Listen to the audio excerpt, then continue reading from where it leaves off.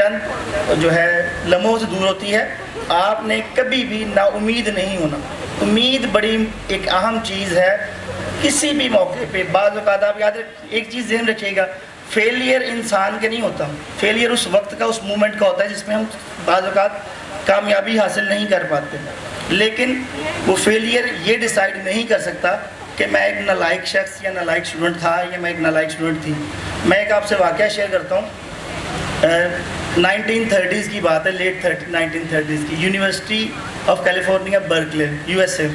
وہاں کے ایک اسٹوڈنٹ تھے, طالب علم, PhD کے طالب علم, ڈاکٹریٹ جسے ہم کہتے ہیں.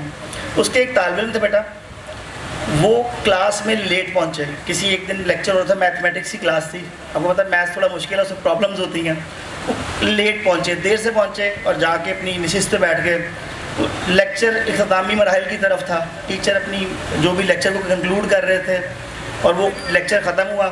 تو لیکچر کے بعد کلاس نکلنا شروع ہوئی. وہ چونکہ لیٹ آئے تھے تو انہوں نے دیکھا کہ وہ بورڈ پہ ٹیچر نے 2 میتھمیٹکس کی پرابلمز لکھی ہوئی ہیں. وہ پرابلمز ہیں, انہوں نے وہ سمجھا شاید ٹیچر نے کوئی ہوم ورک یا نیکسٹ ویک کی اسائنمنٹ دی ہوگی, اگلے ہفتے کی یا اگلے لیکچر کی. انہوں نے وہ نوٹ ڈاؤن کی گھر آ کے, اور اس کے بعد وہ انہیں سالو کرنے کی کوشش کرنے لگے, جو کہ بہت مشکل تھی. دیکھنے میں بڑی آسان تھی لیکن جب وہ سالو کرنے پہ آئے تو بہت مشکل تھی. پرانا وقت تھا, لائبریریز ہی ہوتی تھی. وہ لائبریریز گئے, کتابیں چھانٹیں, ان کتابوں سے مختلف جو ہے گائیڈ لائنس لیں, اور انہوں نے الٹیمیٹلی اگلے لیکچر سے پہلے وہ 2 پرابلم سالو کی, اور وہ جا کے کلاس میں بیٹھ گئے. اب کلاس چل رہی ہے, نیکسٹ لیکچر ہے, ٹیچر نے پوچھا ہی نہیں ہوم ورک کا. اب ان کے پاس 2 آپشنس تھیں کہ یا تو وہ خاموشی سے بیٹھ رہتے یا وہ کویسچن کرتے, سوال کرتے. ہمارے بچوں میں ایک پرابلم بیٹا, میں خود چونکہ اسی شعبہ سے ہوں, ایک تعلیمی ادارے سے وابستہ ہوں, پنجاب یونیورسٹی میں میں پڑھاتا بھی ہوں, تو مجھے اندازہ ہے کہ بچے جو ہیں نا, ہمارے بچوں میں خود اعتمادی کا فقدان ہے, کانفیڈنس نہیں ہے, سوال نہیں کرتے. اچھا کیا ہوتا ہے, نئے نئے ہیں نا بچے, یونیورسٹی کالج میں آتے ہیں تو جھجکتے ہیں, جھجک ہوتی ہے, ہیزیٹیشن ہوتی ہے, لگتا ہے کہ میں کویسچن کروں گا یا میں کویسچن کروں گی تو کوئی کلاس ہنسے گی. بعض اوقات سے ٹیچر بھی ہنس پڑے اس کویسچن پہ کہ وہ لگے کہ یہ بڑا عجیب سا سوال ہے. لیکن بیٹا سوال کرنے کی عادت ڈالیں. سوال, اچھے سوال کرنے آپ کو تبھی آئیں گے جب آپ کوشش کرتے رہیں گے, اور اچھے سوالوں سے اچھے جواب کشید ہوں گے, اور آپ کی علم کی پیاس بھی تبھی بجھنی ہے. ٹیچر اس طرف کھڑا ہوتا ہے کلاس کے, وہ آپ کو مستفید کرنے آیا ہے جو علم اس کے پاس ہے, اس نے اس فیلڈ میں کچھ وقت گزارا ہوتا ہے. تو آپ نے سوال کرنے کی عادت ہمیشہ ڈال دی بیٹا کلاس میں. ٹیچر کو اس لیکچر سے متعلق آپ کو سوال کریں گے, ٹیچر کو تھوڑا ٹف ٹائم دیں گے, ٹیچر کو بہت مزہ آئے گا پڑھانے کا.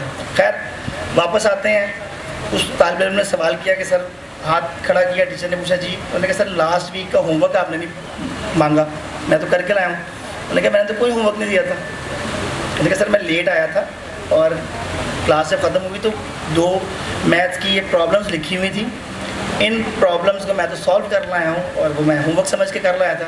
ٹیچر کہتا ہے وہ ہوم ورک نہیں تھا, آپ چونکہ لیٹ آئے تھے, اور میں آپ سے پہلے بچوں کو یہ بتا رہا تھا کہ 2 ریاضی کی سوال ہیں جنہیں آج تک کوئی حل نہیں کر سکا, اور شاید کر بھی نہ سکے.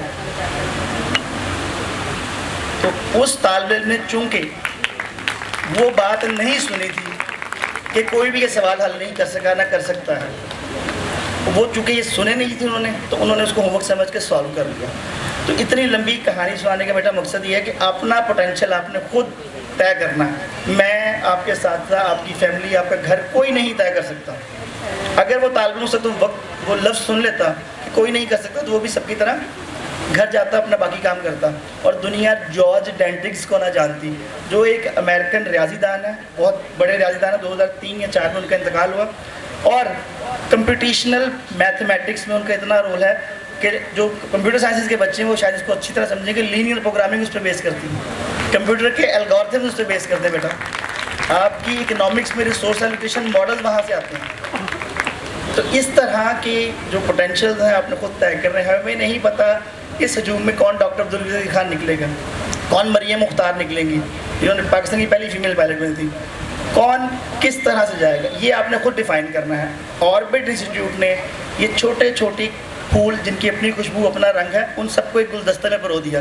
وہ گلدستہ FSC ہے, وہ گلدستہ کمپیوٹر سائنسز ہے, وہ میڈیکل لیب ٹیکنیشین ہو سکتا ہے, جو جو پروگرامز ہم کروا رہے ہیں یہاں پہ. اب ہر پھول کی اپنی خوشبو, اپنا رنگ ہے, اور ہر گلدستے کی اپنی پہچان ہے.